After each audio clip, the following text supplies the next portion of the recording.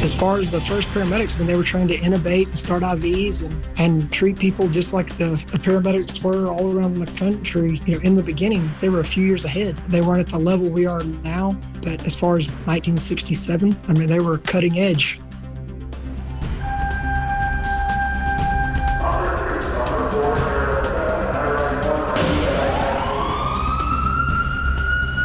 From Los Angeles, this is Code 3, the Firefighters podcast, hosted by award-winning journalist Scott Orr. Code 3 features interviews with leading members of the fire service, discussing firefighting strategy, tactics, and other topics you need to know more about. Now, here's Scott. That's right, and I will not let Parkinson stop me. Thank you for joining me again here on Code 3. This is the show that gives you all the firefighting and medical information you need in about 20-minute chunks. Let's get started. Today we're talking EMS history. I'm embarrassed to admit I was unaware of this story until I heard about it on another non-fire-related podcast. It's the story of the first civilian EMS program in the U.S. Nope, not New York, that was 1968. Not Miami, that was 69. Not even LA, home of the Emergency TV show. The law that allowed Johnny and Roy to practice was passed in 1970. No, the first U.S. paramedics were from the Freedom House Ambulance Program in Pittsburgh, Pennsylvania. In 1967. They faced opposition. The number one reason? Because nearly all the medics were black men. Never heard of these guys? You should know about them. The first 25 medics in the program are credited with saving 200 lives in their first year. They transported 5,800 patients that year. It's a fascinating story, and here to talk about it today is Ben Thompson. Ben is a captain in the Birmingham, Alabama Fire and Rescue Service. In 2016, he was awarded Emergency Medical Service Provider of the Year, and he won the 2018 Joe E. Acker Award for Innovation in EMS. Both of those awards came from Jefferson County, Alabama. Naturally, Ben's also a licensed paramedic. And Ben Thompson joins me now. Welcome back to Code 3. Hey, thanks for having me, Scott. Glad to be here. So, Freedom House Ambulance Service was a groundbreaking program. Why haven't we heard about it until recently? It's been, 50 plus years? Yeah, it's been a long time, and I don't really know why the story hasn't been as widespread as it has till just lately. But I heard about it through a podcast that was sent to me through my wife's stepmother. She just thought it was an interesting story and wondered if I'd heard about it, which obviously I hadn't. Kevin Hazard, the writer of 1,000 Naked Strangers, did a really good piece about it. And it was, featured on 99% Invisible, the podcast. And that's where I first heard the story. And when I heard it, I was amazed that it wasn't more widespread or even taught in EMS education. So, no, that's the same place I heard about it first. I was embarrassed that I had never heard of these guys. Yeah, and then you probably just like me. Of course, I Googled it and then saw all kinds of articles about it that were written, and had heard they were even trying to fund a documentary about the group. I was with you. I was in the same boat. Just surprised I'd never heard of it till just now. Now, I was also surprised to learn that Dr. Nancy Caroline, who wrote the book on EMS, which was Emergency Care in the Streets, was the medical director for Freedom House. What did these guys train to do? From what I understand, they were trained, as far as the first paramedics, they were trained to intubate and start IVs and treat people just like the paramedics were all around the country, in the beginning. But from what I understand, it sounds like they were a few years ahead. They weren't at the level we are now, but as far as 1967, they were cutting edge. They were doing just what Johnny Gage and Roy DeSoto were doing on television a few years later. The men who worked as paramedics for Freedom House were mostly black, and they've been called unemployable. How did they get the opportunity to do this job in the first place? There was a group that was already there. Freedom House was originated from a group that was doing community work just in the neighborhood. And they saw a need for EMS in the Hill District, which at that time was only being provided by police, which I guess you could say really wasn't being provided at all. It was kind of just a scoop and go kind of situation. So you had some very innovative EMS leaders who saw an opportunity to provide a service. So they had a medical service, and they saw a group of folks who needed good employment from that community. So they saw the opportunity and saw the available supply of capable people who could do the job, and just took advantage of the opportunity and created this great system. Yeah, and they were able to get access to black neighborhoods where many of the people didn't trust white paramedics at the time. Yeah, which is interesting because, nowadays with everything that's going on, I mean, you have certain communities that still don't trust, white paramedics, white police, white firefighters, who would probably appreciate to see people from their own community being the folks providing the service. I guess it's kind of it happened so long ago, but it's kind of coming along at the right time, I guess, for now. We can maybe learn from that and hopefully duplicate it. They faced some problems because of their race. Yeah. Hospitals treated some of them like orderlies. Some white patients wouldn't allow them to treat them. How did they react to that sort of thing? Well, for what I've seen on interviews, it sounds like they acted very professional. Unfortunately, I never had the opportunity to speak to anyone directly from Freedom House. Just, I guess kind of the same thing you have, just watched interviews or read articles. And, they acted professionally. They were trained and they had a job to do, and they did it. I'm sure it wasn't easy for them, but they did it. So what happened to the program? Why didn't it stick around? It was very successful, but and so successful that the city decided they wanted to create their own service. And they chose not to fund Freedom House, but to fund a separate EMS service, which would be city-run, and unfortunately fell to the discriminatory practices of the time, and it was predominantly white EMS service, and Freedom House just kind of ended up failing due to lack of funding.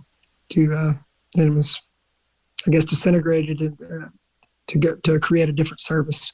So in your opinion, why do you think we hear more about Johnny and Roy and the LA County Fire Department than we do about Freedom House when Freedom House got there first? Well, I mean, I guess the easy thing is Johnny and Roy were on TV. So I guess that's true. They were, more widespread. It's just EMS is so segmented. So like every part of the country's EMS programs have kind of grown organically. They're all different. We have National Registry of EMTs, but even that in the whole scope of history is kind of small.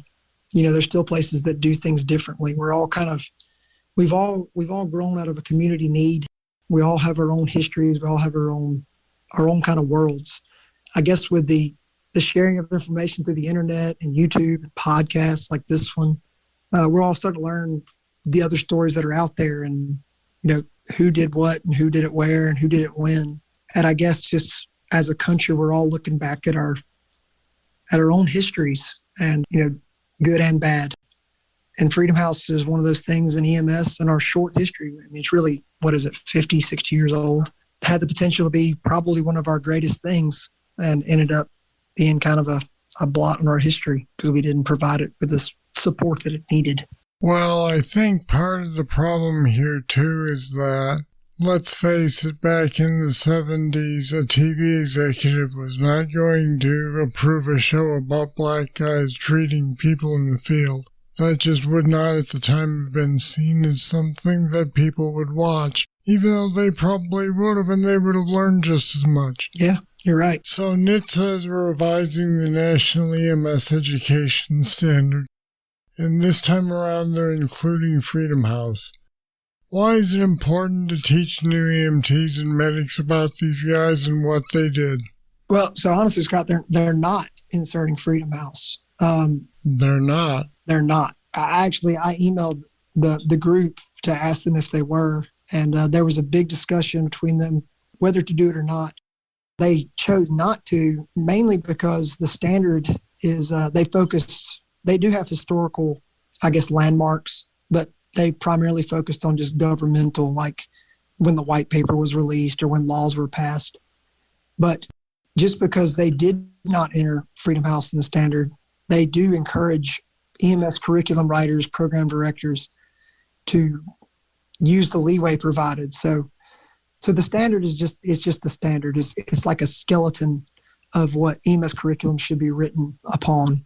And from that, everybody has a choice to add whatever they feel is important. I had a nice email conversation with, I'm going to say his last name wrong, Paul Rothersberger. He was a part of the group that did the EMS education standards, and he's a big fan of Freedom House. He heard exactly what I was saying, and he said there are sections in the standards about the historical landmarks of EMS, and he was basically saying that everyone has the freedom to add Freedom House to that part, and he encourages everyone to do so because he feels it's an important story as well, which, I understand in their position. The EMS education standards are already a extremely long document.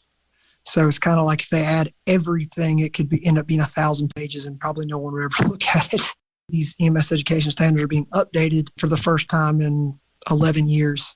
So we should take that as an opportunity to update everything we do. And the first thing we could do as EMS educators and EMS professionals is add Freedom House to our curriculums on our own. We don't need prompting from anybody else to do that because we're all recognizing as a profession. You can see it. It's evident in the articles that are coming out about Freedom House that we see this is a landmark program that we should all know about. So here's our opportunity. Let's put it in all the programs so everybody from here on out knows who Freedom House is, and they don't have to learn about it from a podcast or an article on some website that they read 5 years into their career. I've got to wonder if there aren't people writing these curricula who don't know about Freedom House themselves. I mean, somebody probably does in an organization, but is the person who's writing the curriculum familiar with it, or is it news to them too? I guess that's the big question, and that's... Let me interrupt you. What's your experience been? Have you said this to anybody and had them say, what the heck is that? Oh, yeah. So, I work in a city that's, predominantly African-American, and we teach our own EMT school. I went to our training staff and asked, hey, have you ever heard of this? And they never heard of it. And I said, well, hey, we got students that are predominantly African-American. Don't you think that they would like to hear about this in the curriculum? I feel like it's something we should add on our own. This was a year ago, maybe greater. But I have yet to meet anybody in person that knew about Freedom House. So, yeah, you're absolutely right. A lot of people don't know about it. So hopefully, more people will see it and take that as a cue. My hope was that it would be in the standard, but, I think the standard, I guess we missed our chance to get it in there this time. Maybe it'll be in there next time. For now, that doesn't mean that we can't, as a profession, choose to do it. And to be honest, Scott, I feel like if we chose to do it before it was put in the standard, I think it would probably be more meaningful as a profession if we chose to do it. I think that would speak a lot to the way we want our profession to go in the future. Well, it's a good point. All right, this is fascinating stuff, and there's a lot more, but we'll leave it there. Ben Thompson, thanks for talking with me today. Thanks for having me, Scott. I really appreciate it. And I put lots of resource links about Freedom House on our website at code3podcast.com/freedom. Check it out, and let me know if you've heard of these pioneering paramedics in the comments. And if the crew at your station hasn't heard about the Freedom House Ambulance Service yet, maybe play this podcast for them. It might get them interested in learning more.